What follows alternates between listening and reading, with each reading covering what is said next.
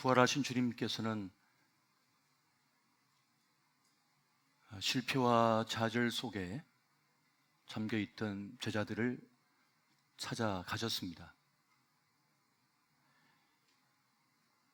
의심하는 도마에게는 내 손을 만져보라, 내 옆구리에 손을 넣어보라 하시면서 다시 믿음을 회복하도록 이끄시는 것을 봅니다. 그리고 이른 아침 생선을 구워 조반을 준비하셔서는 제자들을 먹이셨습니다. 그렇게 함께 대화를 나누시고 또 식사를 하시면서 실패의 늪에 빠져있던 그 제자들을 다시 일으키신 것을 봅니다. 실패가 되지 않도록 하시기 위하여 주님께서는 그들을 만지신 것이었습니다. 그렇게 지금 이 시간도 주님께서는 지난날의 상처와 아픔, 실패로 인하여 깊은 슬픔 속에 있는 우리들을 다시 일으키고 계심을 여러분 믿으시기 바랍니다. 미국 미시간주 앤아버에 가면 실패 박물관이라고 하는 것이 있습니다. 그곳에 가면 그동안 수많은 기업들이 신상품으로 내놓았다가 세상에서 그만 거절당해서 창고로 직행한 그런 물건들이 참 많습니다. 처음에 콜라는 지금의 색상이 아닌 무채색이었다고 해요. 사이다 같은 그런 투명한 색이었답니다. 한 분은 기자가 찾아가서 참 신기하다고 한번 마셔보겠다고 하면서 입에 넣었다가 그럼 뱉어버렸대요. 그렇게 맛도 없고 또 맛이 없어 보이는 건 처음이라고 그렇게 했답니다. 지금의 콜라가 탄생하기에는 그런 많은 실패들이 있었던 것을 단적으로 보여주는 것입니다.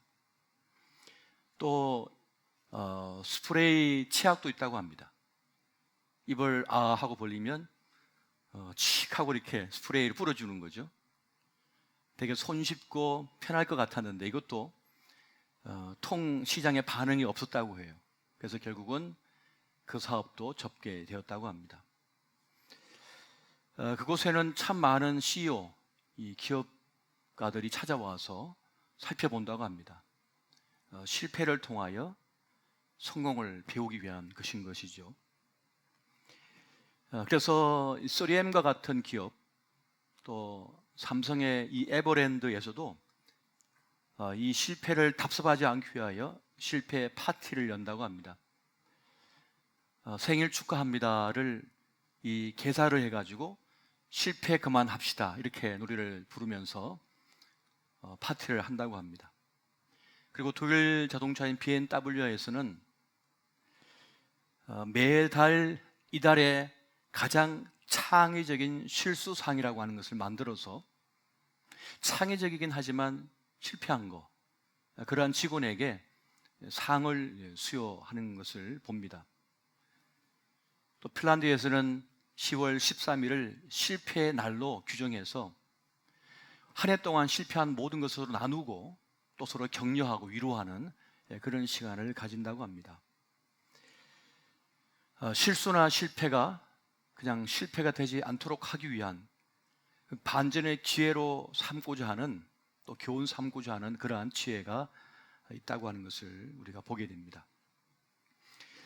실패를 우리는 수치스럽게 여기는데요, 그렇게 여기지 아니하고 도리어 격려하고 위로하여 다시 일어서게 하는 이 문화가 참 훌륭하다 하는 생각이 듭니다.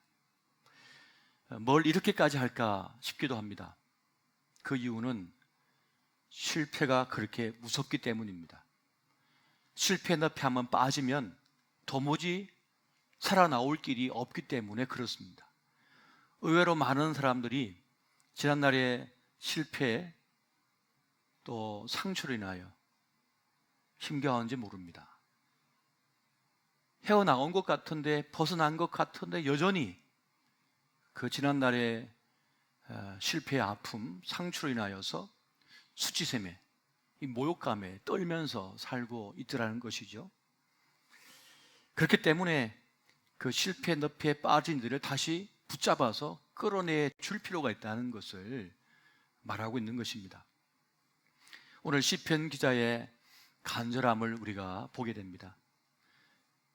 시편 69편 14, 15절 보니까 이렇게 말씀합니다. 나를 수렁에서 건지사 빠지지 말게 하시고 나를 미워하는 자에게서와 깊은 물에서 건지소서. 큰 물이 나를 휩쓸거나 깊음이 나를 삼키지 못하게 하시며 웅덩이가 내 위에 덮쳐 그것의 입을 닫지 못하게 하소서. 여러분, 실패했을 때 가장 무서운 게 뭘까요? 그것은 참소하는 겁니다. 참소가 뭘까요?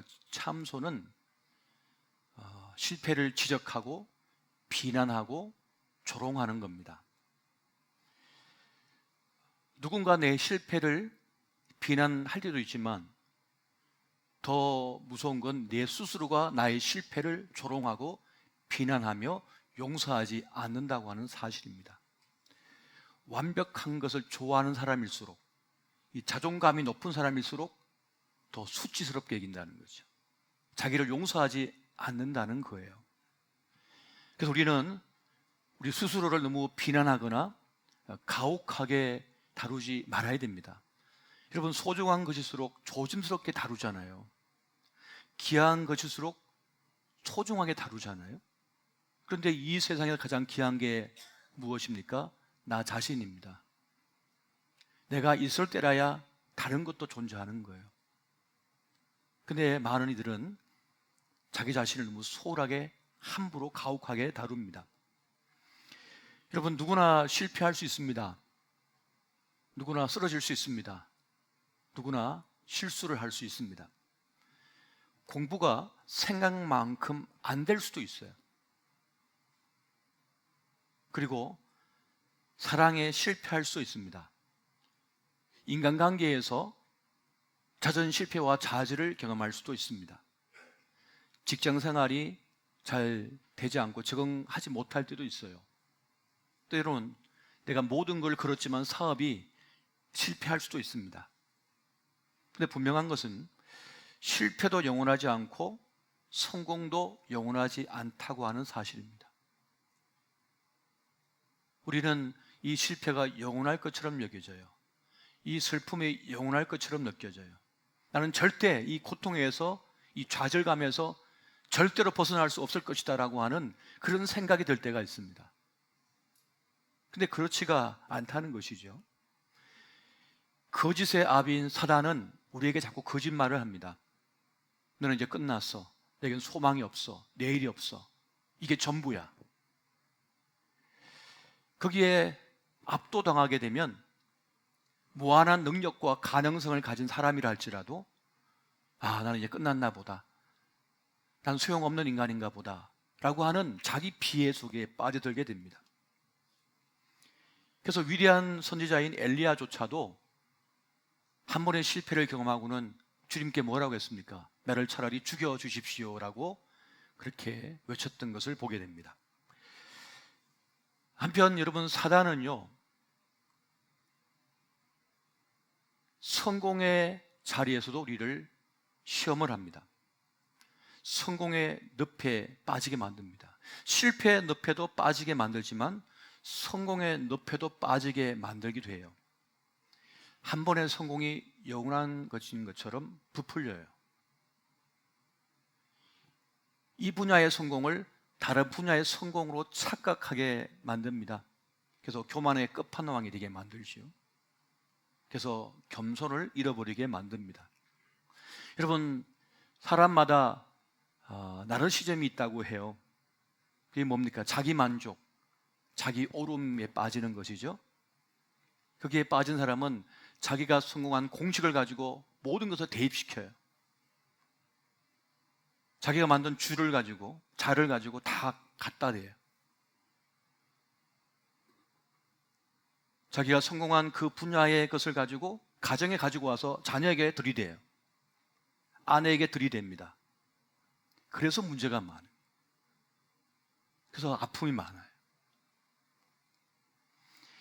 여러분, 에서의 실패는 무능력했기 때문이 아닙니다. 그가 도리어 강한 자였기 때문에, 성공한 사람이었기 때문에 자신의 사냥의 성공의 공식을 가지고 장자권을 바라보았어요. 하나님의 거룩한 그 장자권을 판단하고 해석했습니다. 그것을 가지고 평가를 했어요.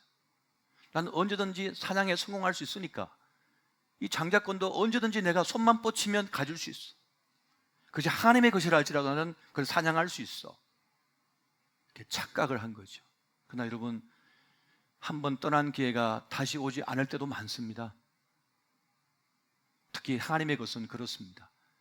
하나님의 은혜가 아니고서는 결코 다시 우리는 그것을 누릴 수가 없어요. 근데 감사한 것은 하나님께서는 우리에게 거듭 기회를 주실 수 있다고 하는 사실입니다. 믿으십니까? 여러분, 우리가 이 성경의 주된 주제가 무엇인가를 고민해 볼 때가 있는데요, 성경의 주된 주제는 하나님은 어떤 분이신가라고 하는 것입니다. 그 질문에 계속 답을 주고 계셔요. 성경 곳곳마다 하나님은 이런 분이시다. 오늘 저는 여러분과 함께 우리의 삶 속에서 거듭 기회를 주시고 실패 늪에서 끄집어내어 주시는 그 하나님에 대해서 살펴보고자 합니다. 여러분, 실패 늪에 빠졌던지 성공의 기회 늪에 빠졌던지 주님께서는 우리에게 다시 일으켜 세워주시는 분, 기회를 주시는 분이십니다. 여러분, 창세기를 보면 첫 장면부터 이미 실패한 아담이 등장합니다. 그래서 벌거벗은 인생이 되죠. 그때 주님은 가죽옷을 지어 입히시는 것을 보게 됩니다. 동생 아벨을 죽인 가인을 불쌍히 여기셔서 그에게 표를 주어 다른 사람이 그를 해치지 못하게 보호를 하십니다. 하늘에서 불을 내리게 했던 엘리야, 또 비가 3년 동안 내리지 않았던 그 가뭄 속에서 비를 내리게 했던 엘리야, 그도 노된 나무 아래에서 죽기를 간구했었던 것이죠. 그런데 주님은 그에게 잠을 자게 하십니다. 너무 지쳤다고. 먹어라 하고 먹이시고는 또 재우셔요. 또 깨면 또 먹이셔서 또 재우셔요. 몇 날 며칠을 그렇게 해서 그걸 다시 회복하게 만드시는 것을 보게 됩니다. 쉬는 게 뭐 대단한 거라고, 먹고 자는 게 뭐가 대단한 것이라고 생각할 수 있습니다만 그렇지 않습니다. 잠을 못 자는 분들이 얼마나 많은지 몰라요. 먹지 못하는 분들이 얼마나 많은지 몰라요. 옛날에는 뭐 라면 2개, 3개 끓여서 단번에 드신 분도 이제는 라면 한 쪽도 제대로 못 드신 분들이 계셔요. 제대로 먹고 제대로 잠을 자게 주님께서 만들어 주셨다는 거죠. 여러분, 그렇게 하나님 마음이 합한 자였던, 강한 용사였던 다윗도 이 이성의 유혹에 넘어지고 말았어요. 근데 주님께서는 그를 다시 이렇게 세워주시죠. 끝나야 되는데 끝나지 않게 하신 거예요. 수제자 베드로도 주님을 3번이나 부인했다가 도망가 버렸어요. 근데 주님께서는 그를 찾아가서 다시 회복시키는 것을 우리가 보게 됩니다. 여러분, 인생이라고 하는 것은 넘어짐의 연속이죠. 넘어졌다가 일어섰다가 또 넘어졌다가 일어섭니다. 하지만 하나님께서는 그 실패가 되지 않도록 돌보십니다. 이것이 하나님의 사랑이고 하나님의 능력이 됩니다. 거듭 실패했지만 왜 아주 엎드러지지 않습니까? 주님께서 붙들어 주시기 때문이라고 말씀을 주고 있습니다. 여러분, 시편 37편 24절 말씀 같이 한번 보겠습니다. 자, 시작. 그는 넘어지나 아주 엎드러지지 아니함은 여호와께서 그의 손으로 붙드심이로다. 아멘. 한 번 더 할까요? 시작. 그는 넘어지나 아주 엎드러지지 아니함은 여호와께서 그의 손으로 붙드심이로다. 아멘. 나 스스로 보기에도 형편이 없고 다시 기회는 없을 것 같아요. 끝난 것 같아요. 다른 사람들 보기에도 끝난 것 같으니까 떠나요. 여러분이 실패하면 제일 먼저 뭐가 떠나갑니까? 사람이 떠나가요. 그게 가장 고통스러운 거죠. 그런데 주님은 우리를 안 떠나십니다. 그것이 은혜입니다. 하갈의 아들 이스마엘은 아브라함 가문에서 그런 중심이 있었어요.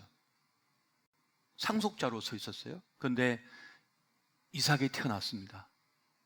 그저 주변으로 밀려나고 급기야는 집에서 쫓겨나 버립니다.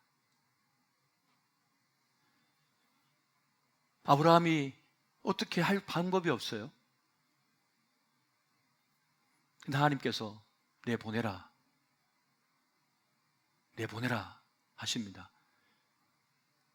아브라함은 어떻게 광야로 내쫓을 수 있냔 말이에요. 자기의 아내이고 아들인데. 하지만 하나님을 믿고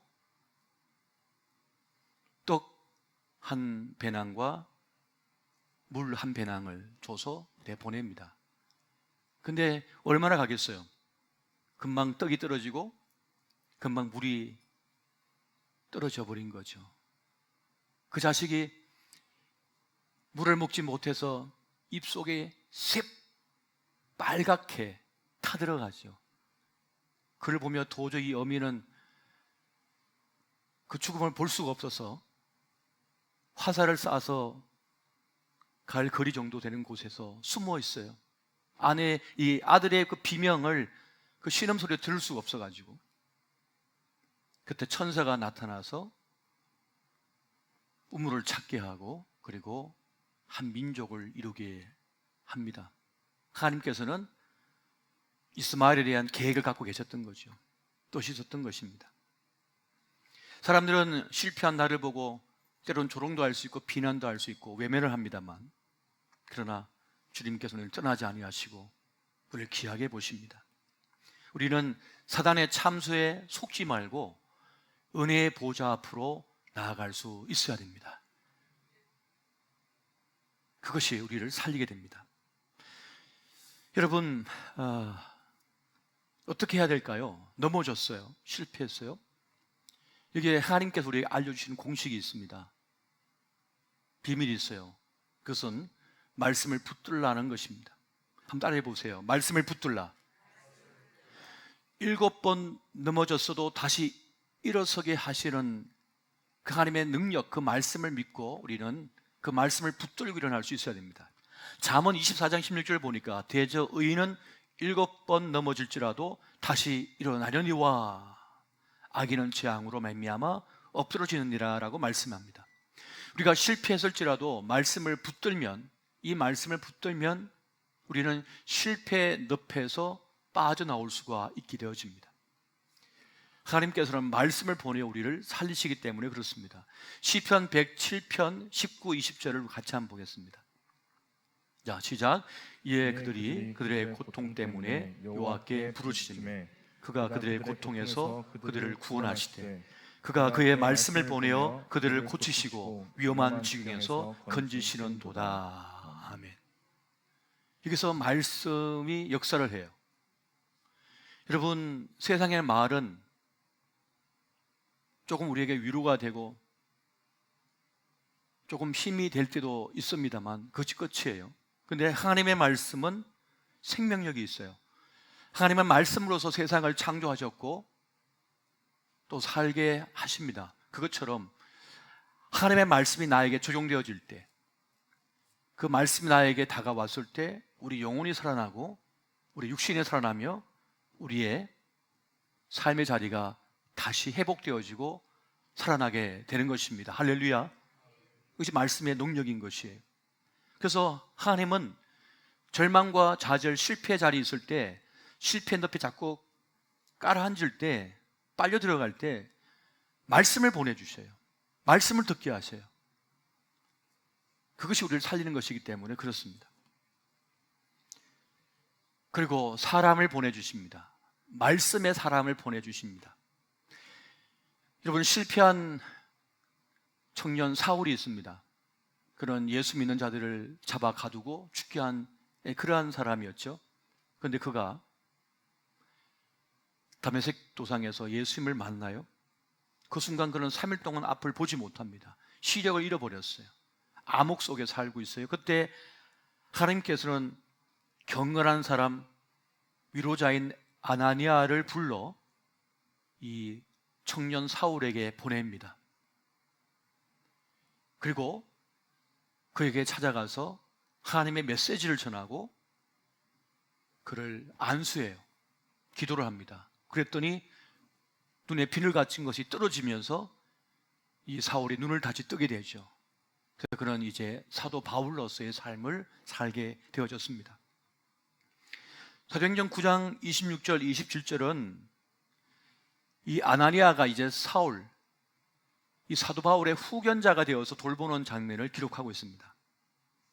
사울이 예루살렘에 가서 제자들을 사귀고자 하나 다 두려워하여 그가 제자됨을 믿지 아니하니 바나바가 데리고 사도들에게 가서 그가 길에서 어떻게 주를 보았는지와 주께서 그에게 말씀하신 일과 다메섹에서 그가 어떻게 예수의 이름으로 담대히 말하였는지를 전하니라.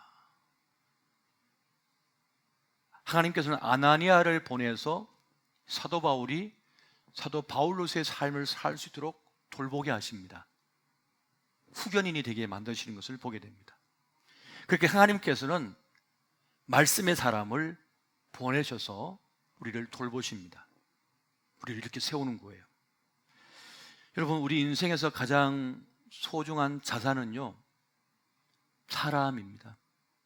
그래서 하나님께서는 사람을 우리에게 선물로 보내주십니다. 여러분, 현대 사회에서 가장 큰 고통은 외로움이라고 합니다.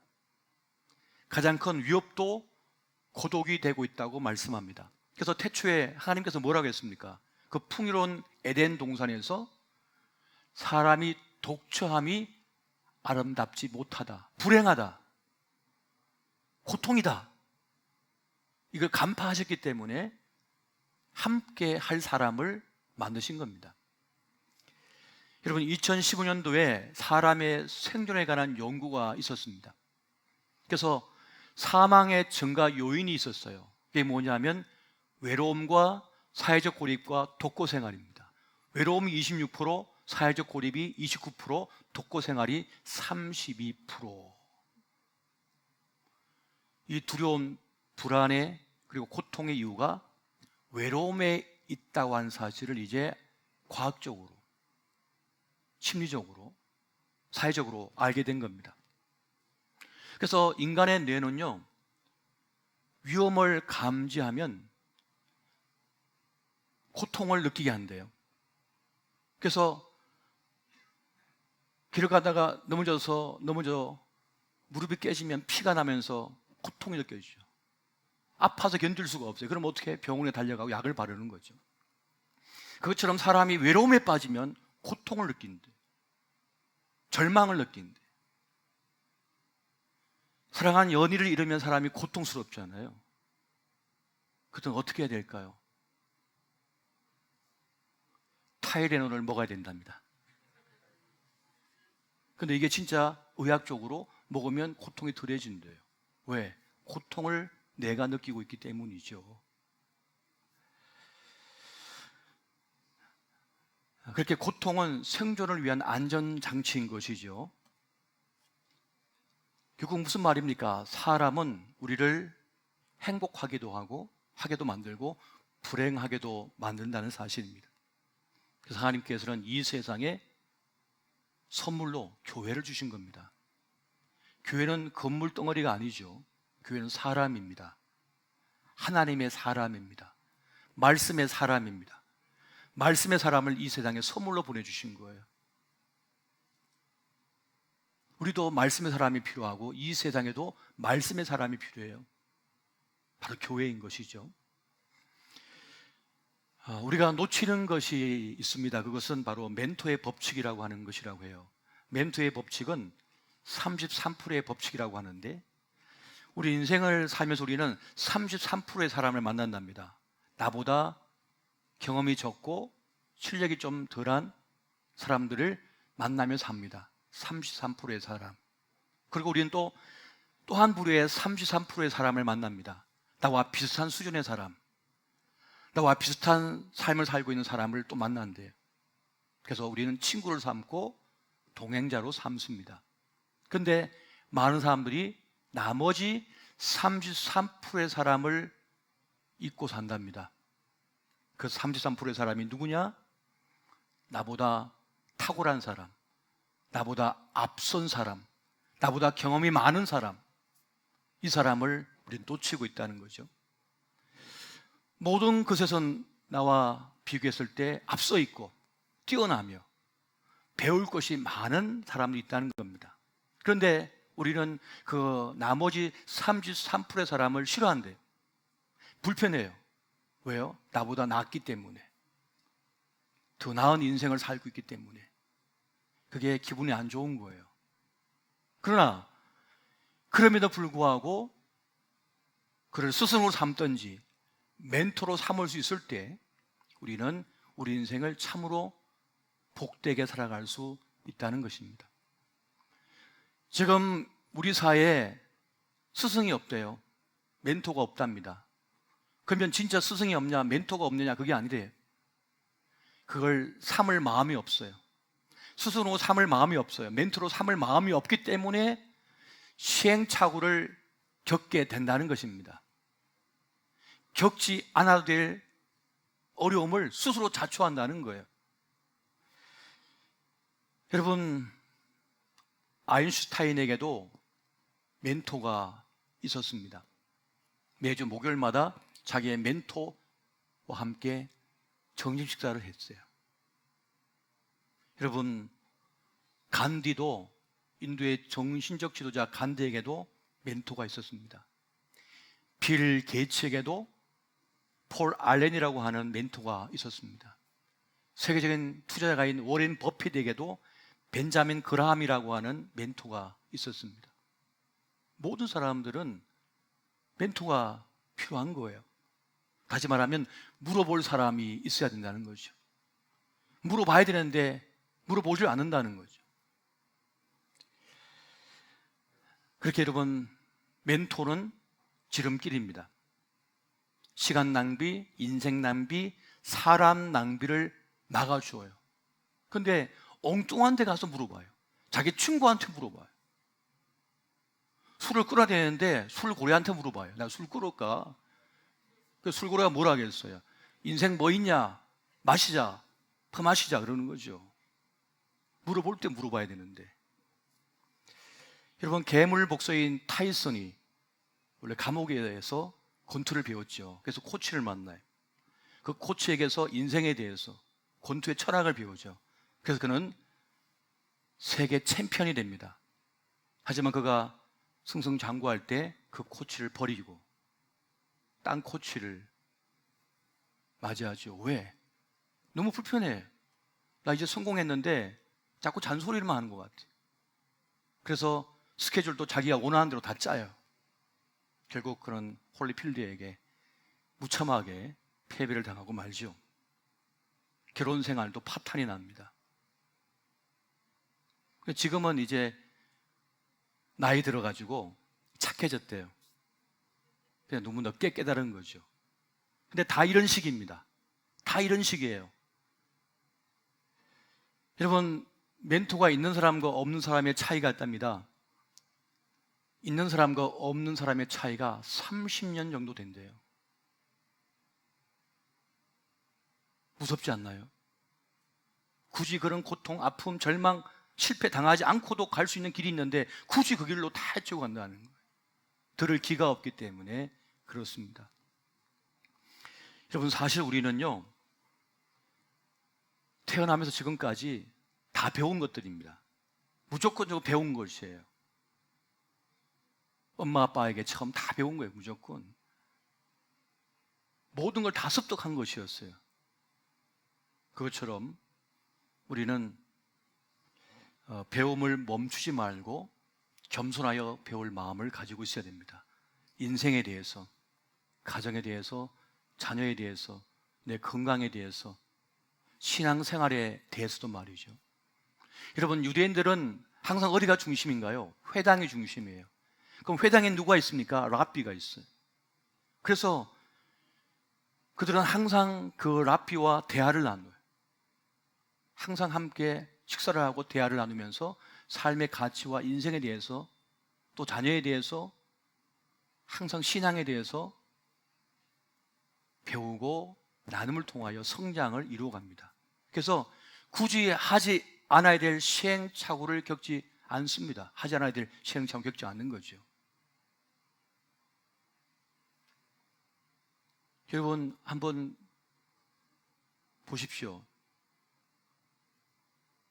어느 사회, 어느 곳이든지 마약이나 온갖 나쁜 매춘이나 이런 범죄에 드러나는 유대인이 있는지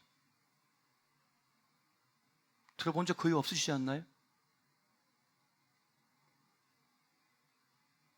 거의 나타나지 않아요. 미국 사회를 보십시오. 왜 그럴까요?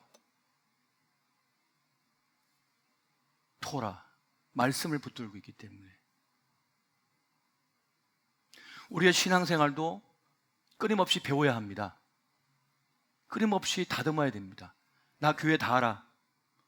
나 성경 몇 번 읽어서 다 알아. 말이 안 됩니다.